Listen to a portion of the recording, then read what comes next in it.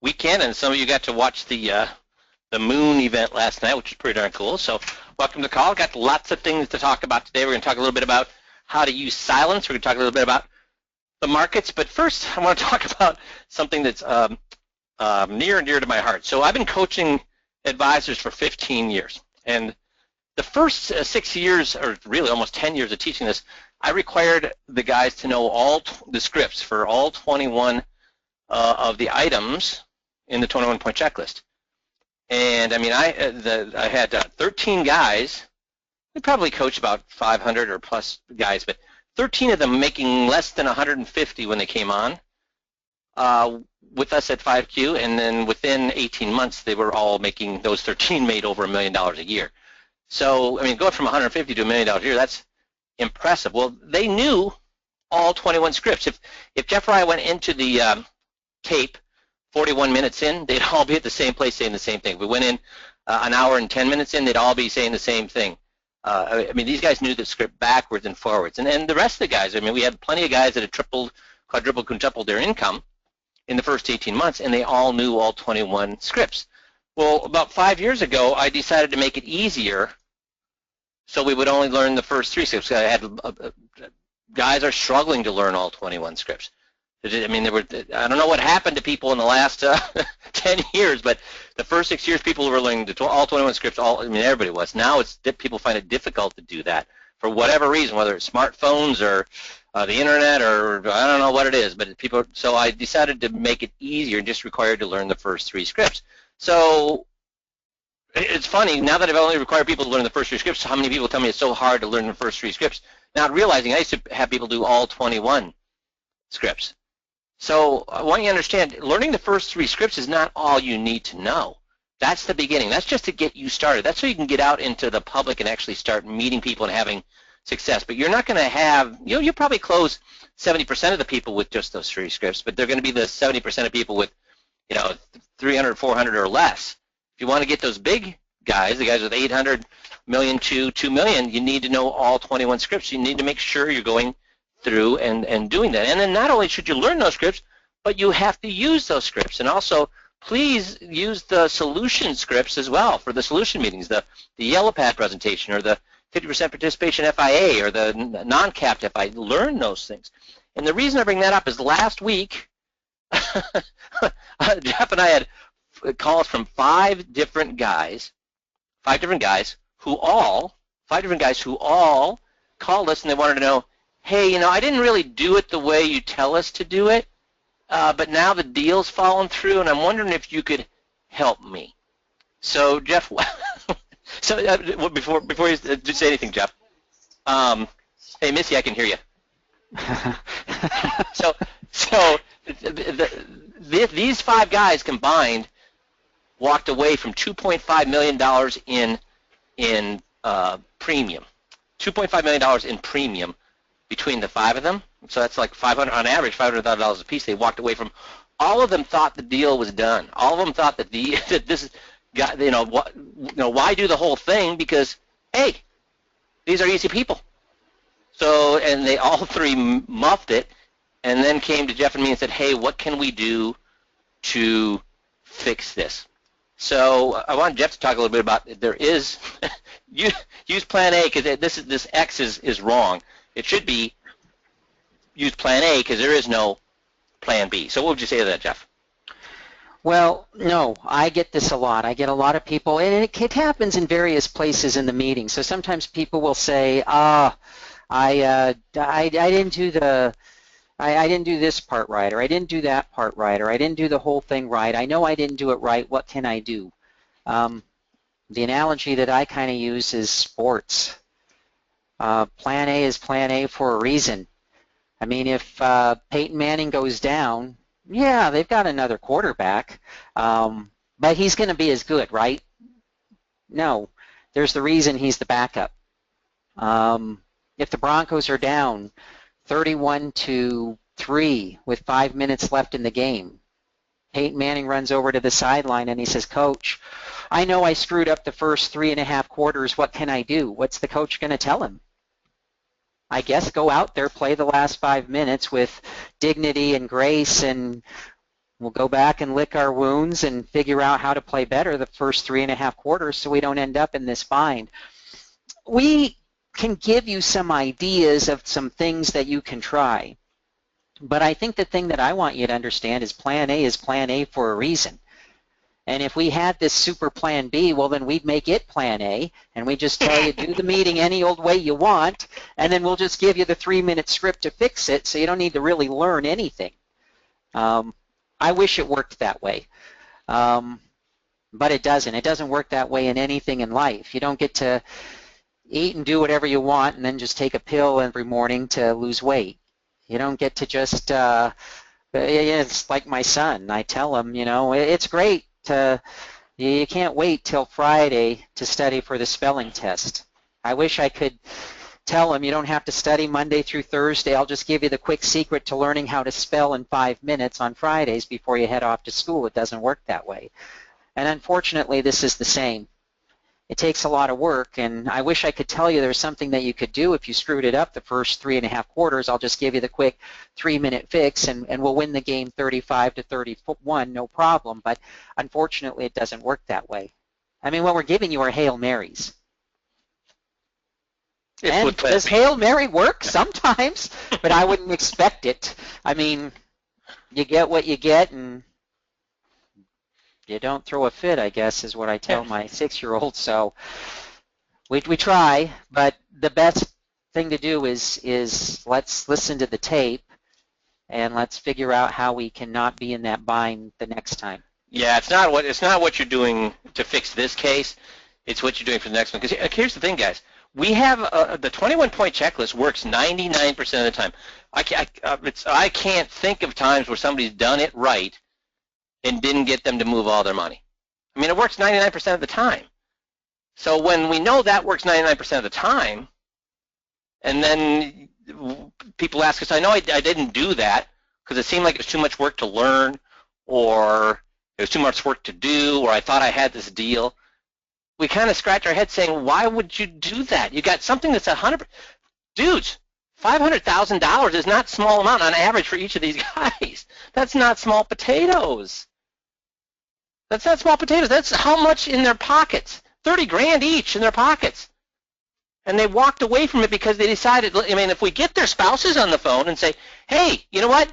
Your hubby just walked away from 30 grand because he didn't want to put the time in, what would the spouse say? So I said, we scratch our heads when you got something that works 99% of the time, and can you even remember, Jeff, the last time somebody's done the 21-point checklist right and they didn't get the client to move everything? No, I can't even think of it. And Mike brings up a good point. You know, when I hear this the most that I didn't do it right is when, oh, this was a client, or these people, I already know them. It's always, I always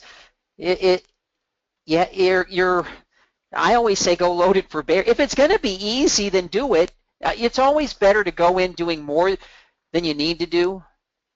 Then it's better to, the saying goes something like this, it's better to have and not need than need and not have. It's better to go in with the 21-point checklist, just do it, and then find out later, I guess I maybe didn't need to do all that, than it is to go in and not do it and find out, oh no, I needed to do that. Yeah, and I say it a little differently, is that, and it's the same thing, but differently, is that would you have lost somebody that was guaranteed you're going to get anyways? Would they, after you do the 21-point checklist, say, you know what, I was going to move my money to you because you did the 21-point checklist, I'm no longer interested? Would that ever happen? Are you going to lose somebody you would have gotten anyways?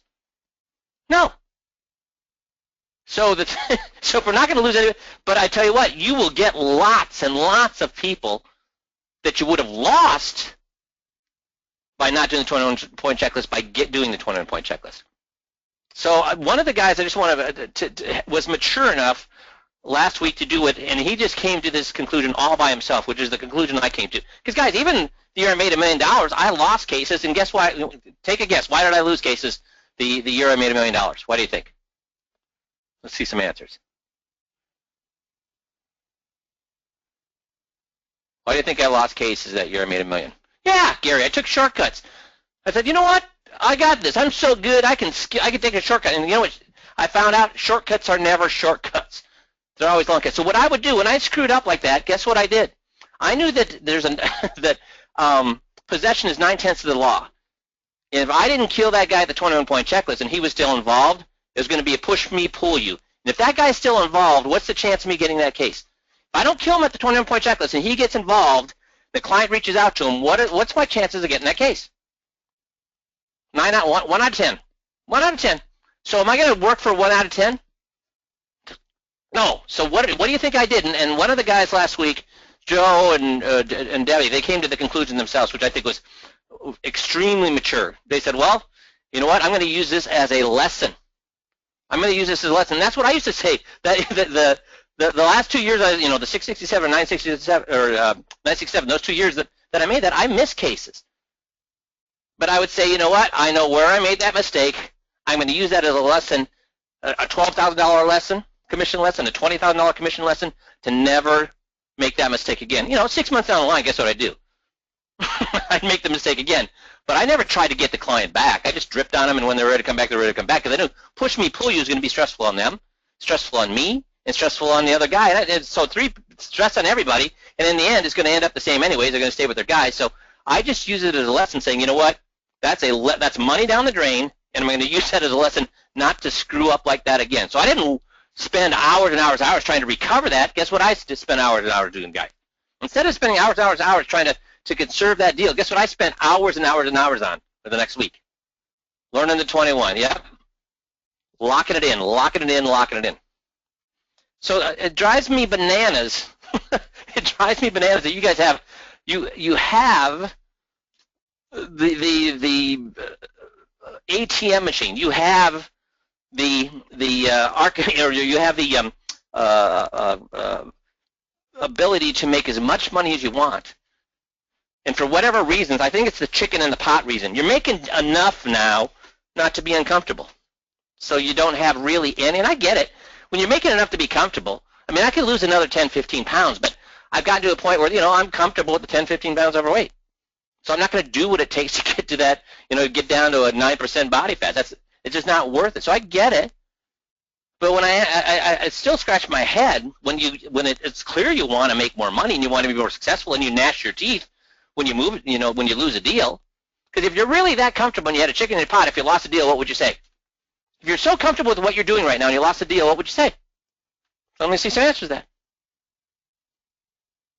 Yeah, oh well, right, Tony. Oh well, lost that deal. Big whoop. Yep, that's right, Gary. So if you're in a position where you're going to gnash your teeth about losing a case, then guess what? That tells me that you're in a position that you should learn the 21. Because if you're going to gnash your teeth out about losing a deal, then you're in a position where you should be learning the 21. And I've asked this for 15 years to guys that were struggling or lost a deal. I said, listen, how much does a fireman know about finances? Nothing. How much does a fireman know about selling? Nothing.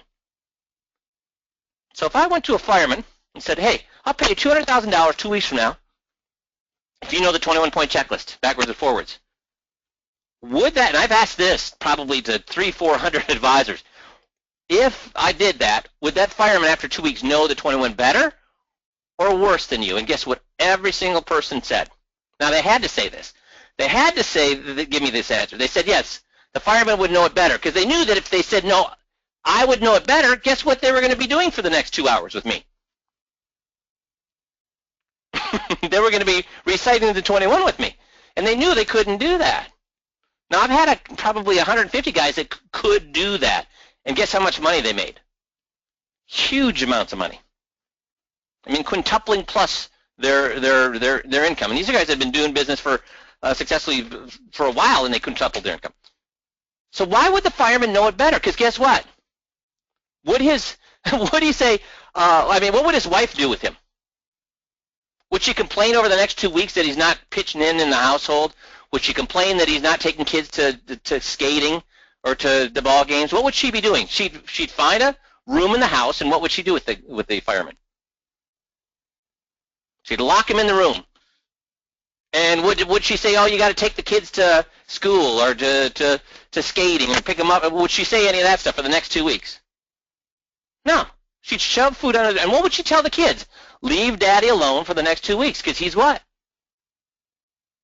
And guys, are you really going to tell me that if you spent the 10 hours a day for the next 2 weeks, you would know the 21 backwards and forwards? I'll tell you, you're crazy. Because you could do it. And that's what's sad to me, is that you don't spend the time doing it, because it's right there in your hand.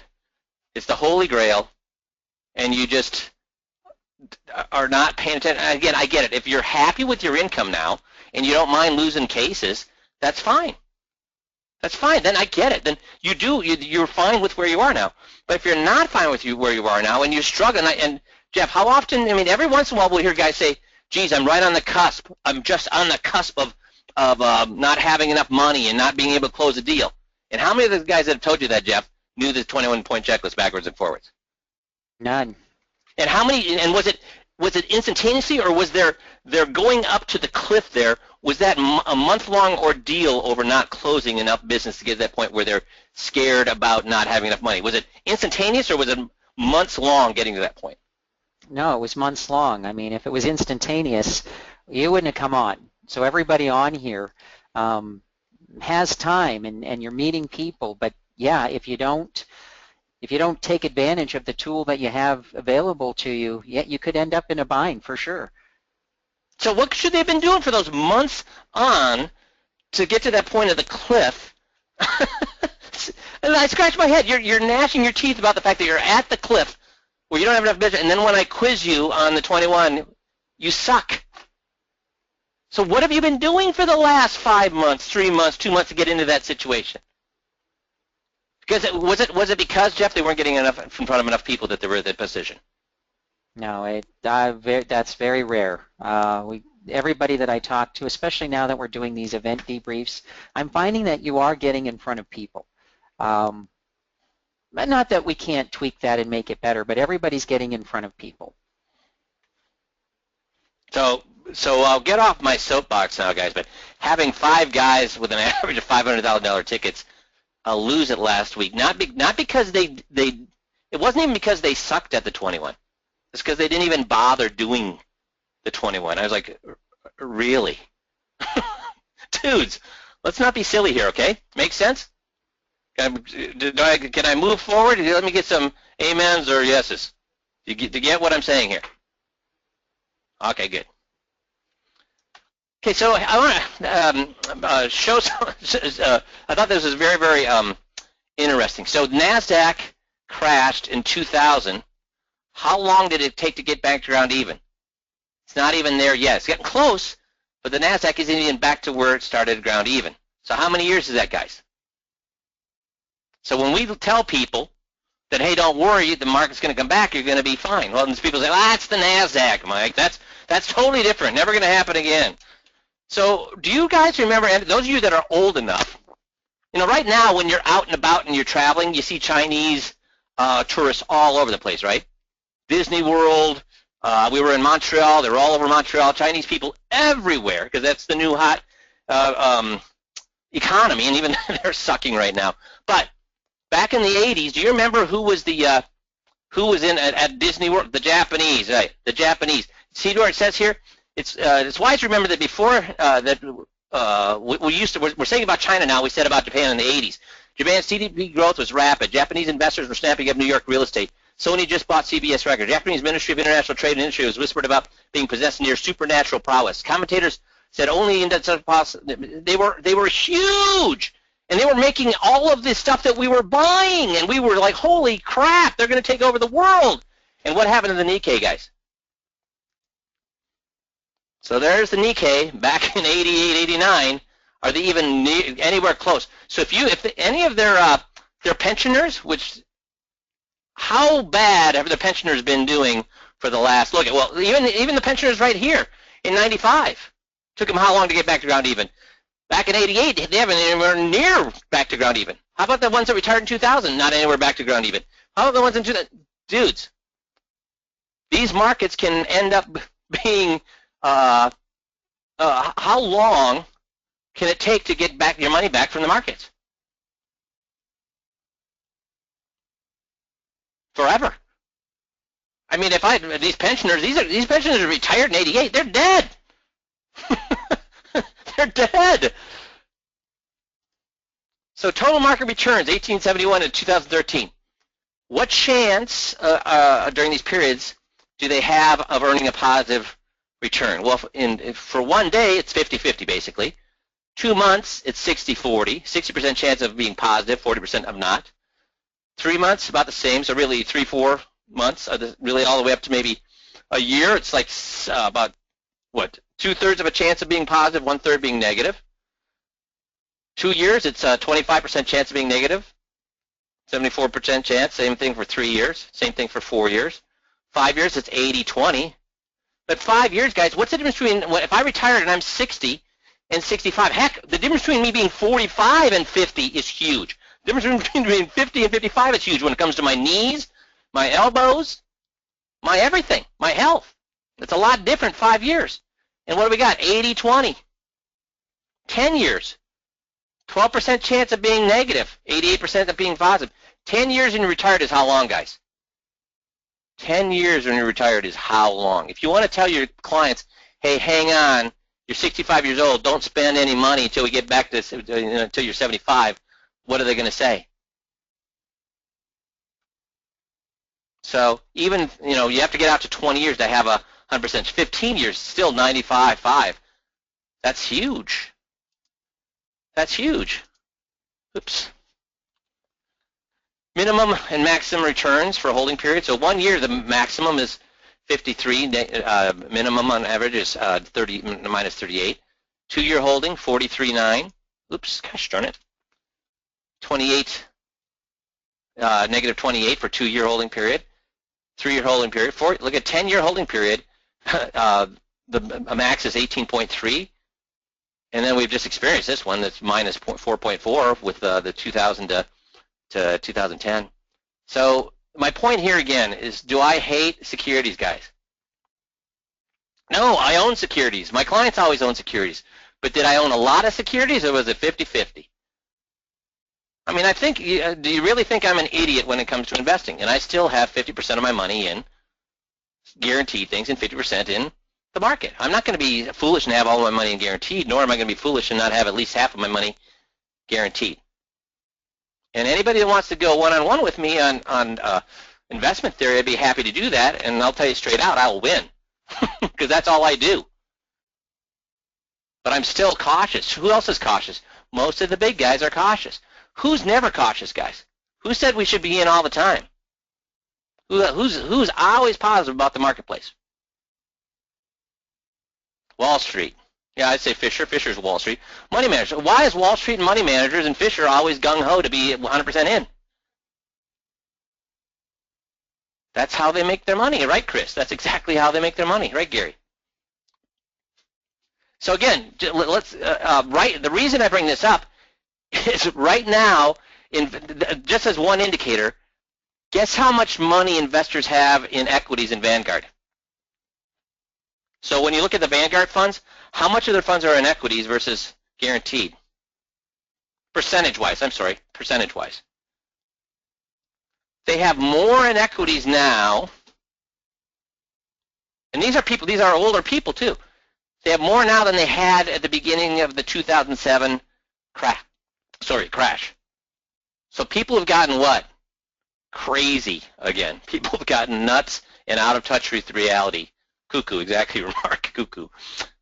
So that's all I want to say on that. So, there we go. So today I want to talk a little bit about technique, which is silence. Silence is golden. The reason I bring that up is a lot of guys will tell me that, hey, I can't get my client to talk, or I can't get my the attendees at my event to talk.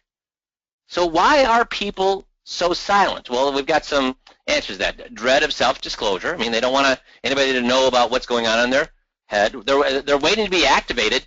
That's a huge one for both clients and attendees. What does that mean, waiting to be activated? When people go to church, when they go to synagogue, when they go to classes, when they go to any type of meeting, what are they expected to do most of the times?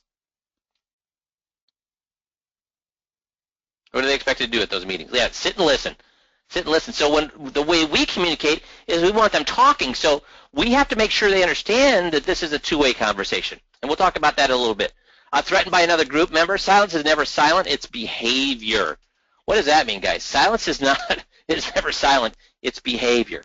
They're saying that what? They're not comfortable speaking for whatever reason. We're going to discuss some of those today. So when guys tell me, hey, you know what? I can't get my client to talk. Or you know what? I can't get the people at the event to talk. I say, whoa, well, let's take a look at that. We'll get that fixed for you. And then we listen to the tape. What do I find out? What do you think I find out when they tell me that they won't, that their clients won't talk or the attendees won't talk? What do I find out? That's exactly right, Gary. Yep, that's right, Jim. Tony, yeah, they're doing all the advisor's doing all of the talking. The advisor's doing all of the talking, and there's a reason for that. And it's really comfort, because when we listen, guess how much silence the advisor is willing to tolerate before they need to jump in? How much silence is an advisor willing to tolerate? Yeah, very little. And I saw this little comic, which I think is hilarious. It takes about a half a second to say the word universe. So universe. But in a guy's mind, in fact, I was reading this, I'll read right out of this blog. It was a blog talking about a seminar. He says that this is a guy who speaks, and he says about communication. He said, during a communication seminar I conducted a few months ago, I posed a question to my audience. No one was able to provide an immediate response. So I had to wait for a while until someone offered an answer. So he remained silent until somebody offered an answer. At the end of the seminar, one of the attendees asked me how I could have remained so silent and so unperturbed for nearly 5 minutes of deafening silence that followed my question. So what do you think? What allowed him to do that? Well, there's a joke to this, and not really a joke, but a humorous anecdote. Was it 5 minutes, guys? So the response, he says, in my answer, I explained that the silence had lasted less than a minute, not 5 minutes. So we think silence is going on and on and on. Not even close, guys. I mean, you have to be willing to listen to silence. So what's the best way to do that? Got to practice it. Got to practice being okay with silence. Seems weird, but we'll explain that here in a second. So industry research finds the average salesperson can only go how many seconds before filling the silence with a question or after a question? How long is the average? Not even the financial industry. They looked at all industries. 3, 10, 5, 3. Chris got it. 2 seconds. The average salesperson, not just in their industry, but as a whole, can only go 2 seconds before they need to fill the silence. Why is that, guys? What are salespeople excellent at doing?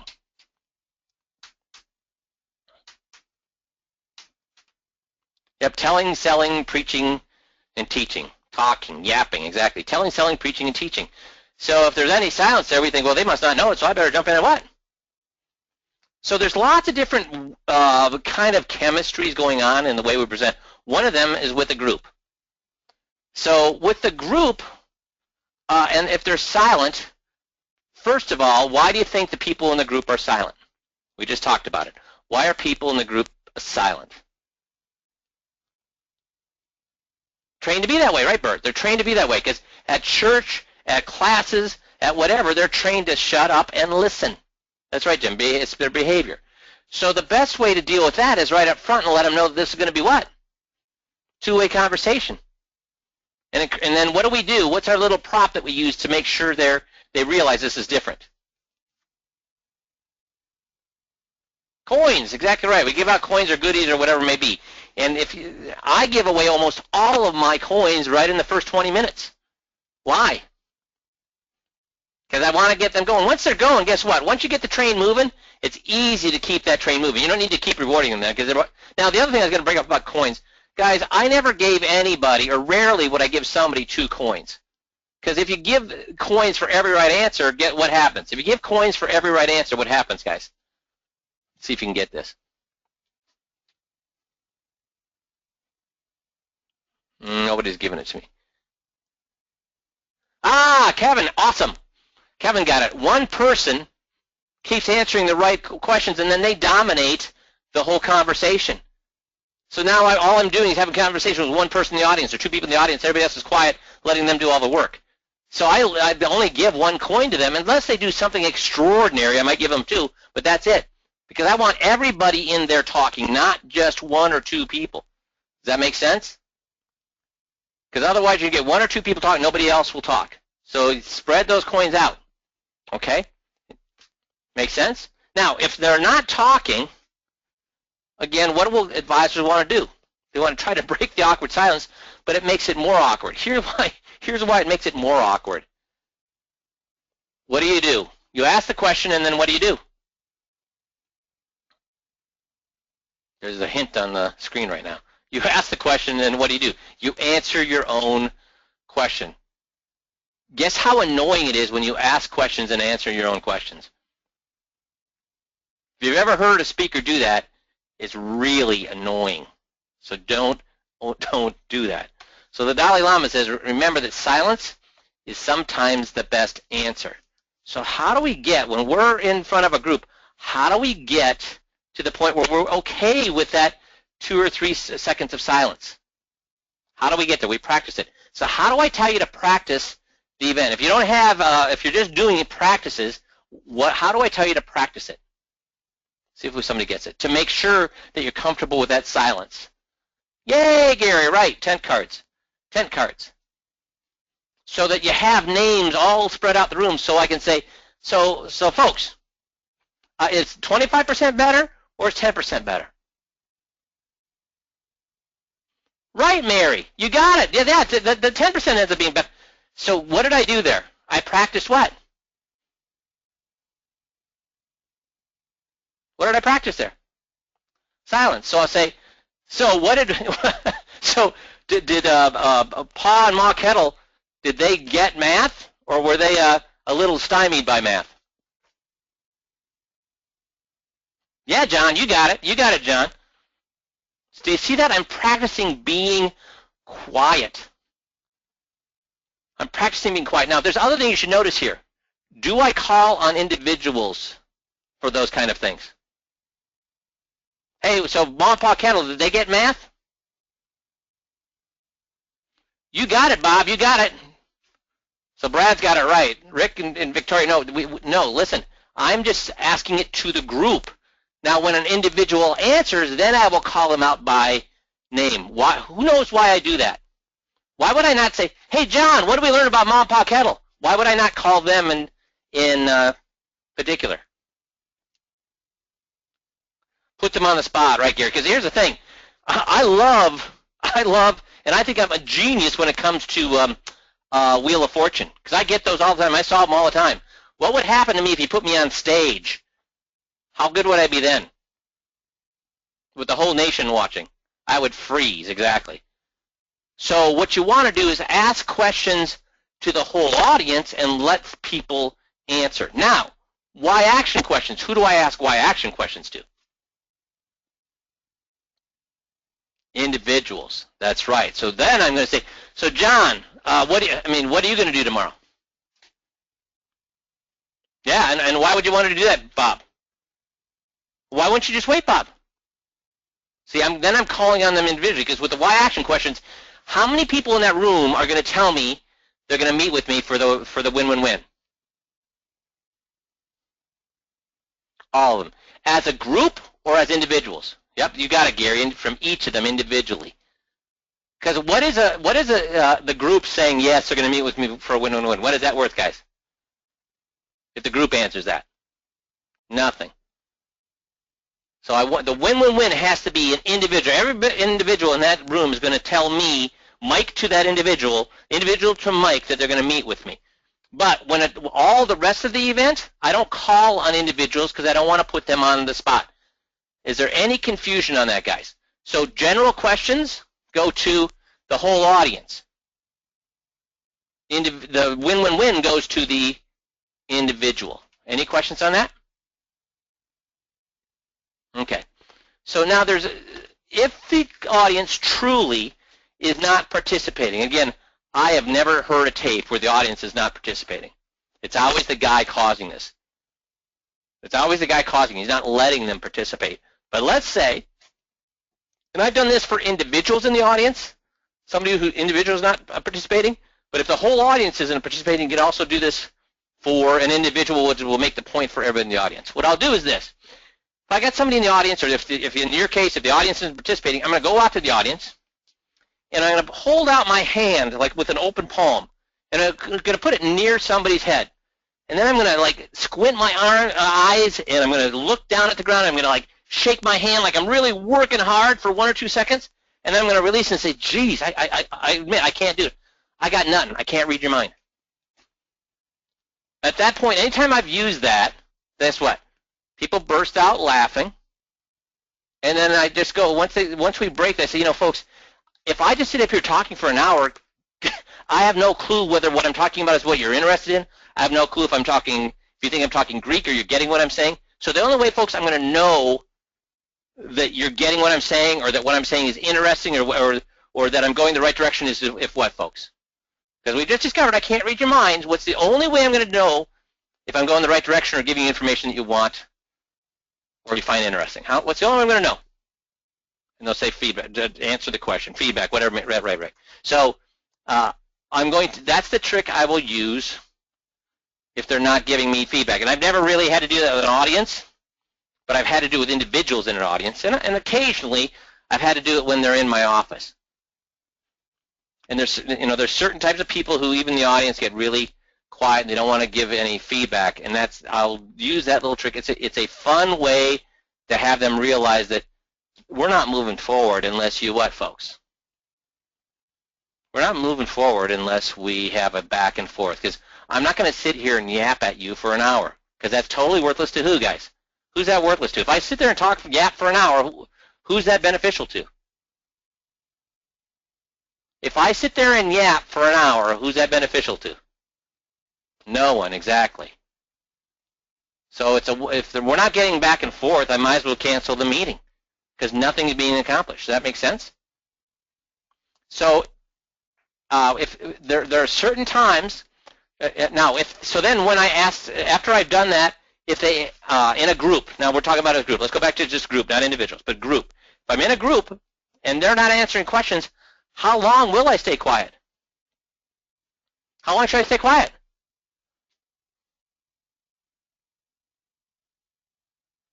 As long as it takes, exactly.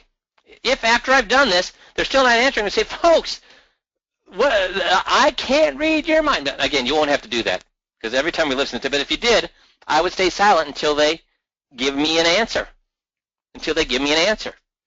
Now, what if they give me the wrong answer at an event? What do I do?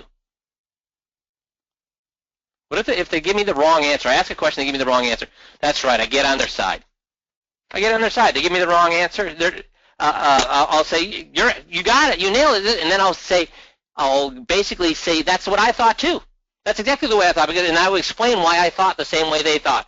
And then I use the word and then I bring it back to the correct answer, so that nobody has to feel silly for answering that question wrong. Now, we're going to use silence at events. If they don't answer my question at events, we're going to stay silent. But if it's an individual meeting and I ask a question and they don't answer it, now how long do I want the silence to go on? If it's a one-on-one, how long do I want that? If I ask a question, how long do I want that silence to go on?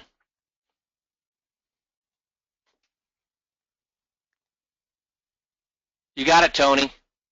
Tony got it right. Not long. So everybody else got it wrong. In a group, I'm going to stay silent until I get an answer. One-on-one, I don't let that silence go long at all, because what's that silence telling me? If I ask a question and they don't, that's right, Tony, you don't want them to feel uncomfortable. You don't want a standoff one-on-one. So if I ask a question and they don't give me an answer, what's that say about my question? That's right, Chris, I asked it the wrong way. So what do I do then? If I ask a question, so we don't do silence one-on-one with them in a one-on-one meeting. We fall on the sword, good job, we fall on the sword. And we fall on the sword so it goes to the chest and not any other vicinity. So we fall on the sword, we apologize, and then we, for asking a bad question or question is not answerable, then we say and and we ask the questions in a smaller way so they can answer that. Okay? So what's the difference between individuals and a group? Why would I stay silent for a group, but I wouldn't say silent for an individual? And Victoria actually gave us a hint to that here a minute or so ago. One-on-one, it's going to feel like what?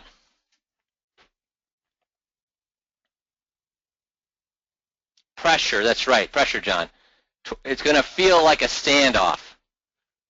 And really, one-on-one, I ask the bad question, but with the group, is somebody going to, if we have a group, will somebody finally say something? Yes, right, Victoria. Somebody's going to finally say something. Because somebody, even if I ask the question not in the best way possible, will somebody in the room understand what I'm asking? Yes, they will. So, and is it aggressive with the room if I stay silent? No. Is it aggressive with one-on-one? Yeah, that's an aggressive, because, hey, silence is a powerful, powerful tool. So one-on-one, I'm never going to do the silencing. If they ask a question, don't give me an answer, I'm going to jump in there, fall on the sword, apologize, and then go back and ask smaller questions. In a group, I will. Now, there is a time with one-on-one that I will. There is a time with one-on-one that I will be silent. And when do you think that might be? I have to ask that before I go to the next slide, which will give it away. When do you think one-on-one I will be silent?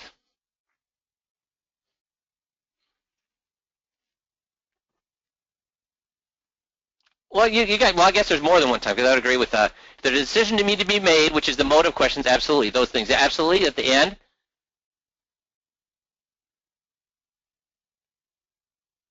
So not if they answer with a yes, because if they answer with a yes and I'm waiting for them to expound, then it's going to be an uncomfortable silence again. But if am I okay with an uncomfortable silence when it comes to a motive question or when a decision needs to be made? Yes, I am fine with that. Okay, so you guys, you brought up one I hadn't even thought about, which is the motive. The motive, or we have to make them have a decision about whether they like the guy or not. Yes, I will stay quiet until they give me an answer. Now, there's another place as well, and that is if I feel they're getting stressed or annoyed or irritated, what do I do? When they get stressed, irritated, or annoyed, what do I do? I apologize, right, Victoria? I apologize. I'm going to apologize. I'm going to say, you know what, Victoria, I have to apologize.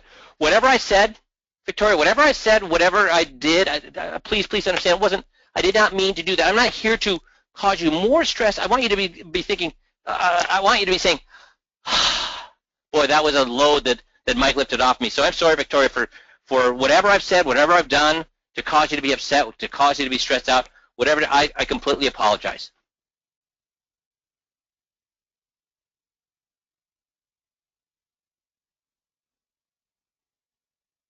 And then what did I do? Do I really need, if they're getting irritated, do I need to apologize? No, but I'm going to. Why? And then after I apologize thoroughly, probably 30 seconds, 40 seconds apologizing, I am then, if they don't interrupt me to stop me and say, wait, no, it's not your fault, it's not your fault. If they don't interrupt me, I am going to stop and then just look at them and be quiet. Why? Like we said, there is pressure. Silence is pressure. But I'm basically saying, you came for help, I'm trying to help you, and you're being a jerk. Guess what?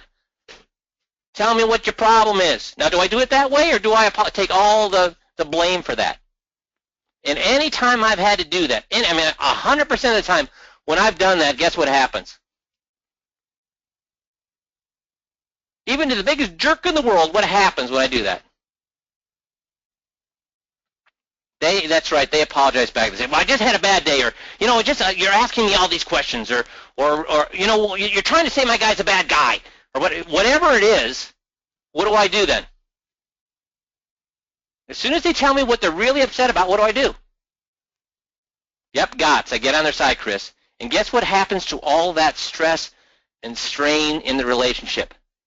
Oof, gone, and they become a pussycat for the rest of the meeting. So that's the only time. Well, thanks guys for coming up. The second time I'm quiet. Motive, I'm going to be quiet, or if they're upset and I apologize, after my apology, I'm going to be quiet and let them explain to me what's got up their keister. Why are you so irritated with me? And let them explain. And then when they explain, I'm going to get on their side and tell them they're absolutely right for being upset, and I can't believe, if I was in your situation, I'd be upset too, and blah, blah, blah. I'm going to get on their side, get on their side, get on their side. And guess what happens? Everything goes away, poof. And then they're pussycats. But what I find when I listen to tapes and I hear a client, what do I hear on the tapes? When a client's getting irritated, what kind of behavior do I hear the advisor doing on the tapes? An untrained advisor, what do? They do this. They run away. So some of you say, yeah, they keep talking. They want to get away from that situation as quickly as possible. So if we're talking about the market and they're getting upset, we try to get off the topic of the market as quickly as possible. Why can't I do that? Why can't I do that? Why do I need to address it right then and there? If I don't, what's going to happen in the meeting? What's going to keep it? That's right. It only gets worse as we go forward. See, you're building a house of cards. And if I'm building a house of cards, how sturdy do I want every single layer? Because if I have a sturdy layer, sturdy layer, sturdy layer, and then I have a lousy layer, and then another sturdy layer, and then another sturdy layer, then a lousy layer, and a lousy layer, what's going to happen to that whole house? I don't care if you had a couple of sturdy layers, what's going to happen to that whole house? That's right, the weakest link, it's going to collapse. It's going to collapse. So if they're fighting me, I'm going to fall on the sword, and then I'm going to be what? I'm going to fall on the sword by saying I'm sorry, and then I'm going to be quiet and let them tell me what their problem is. Now, there's something that really good that comes from being quiet. It's happening to them, but what also happens to you? What happens to you when you apologize and you settle down too and you start to have mindful listening? You start to listen to what they're saying. Because the chances are, what do you think caused them to get upset in the first place? What do you think, when we listen to tapes, what do you think caused them to get upset in the first place? You were on a mission. You were on a mission and you weren't getting on their sides after questions, or you weren't asking questions, or you were doing all the talking and making the points for them, telling them what they should be thinking and saying and doing. And if you're doing those things, they're going to get irritated, which means you're not listening. So just slowing the meeting down to a stop and then resetting is going to help you. Does that make sense? Then, of course, after they explain why they're irritated, what do? GOTS, exactly. So is that helpful, guys, to understand that in a group, we'll be silent. In a group, when we ask a question, we'll be silent. But when we're one-on-one, we ask a question, we don't allow silence to sit there very long. We have to let them answer, but not too long. You have to, if they look like they're struggling at all for the answer, I'm going to jump in. So you don't want to immediately jump in, but a half second, a second, you can look in their face if they're struggling or not. If they're struggling, I'm going to apologize, jump in, and ask smaller questions. But when we ask for motive, they need to answer. And if they're getting irritated, we're going they have to answer. So with motive, we're going to be quiet and let them answer.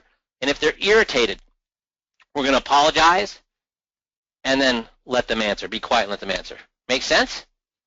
I know it's a little confusing, but it's with any type of tool, you got to know when to use it, right?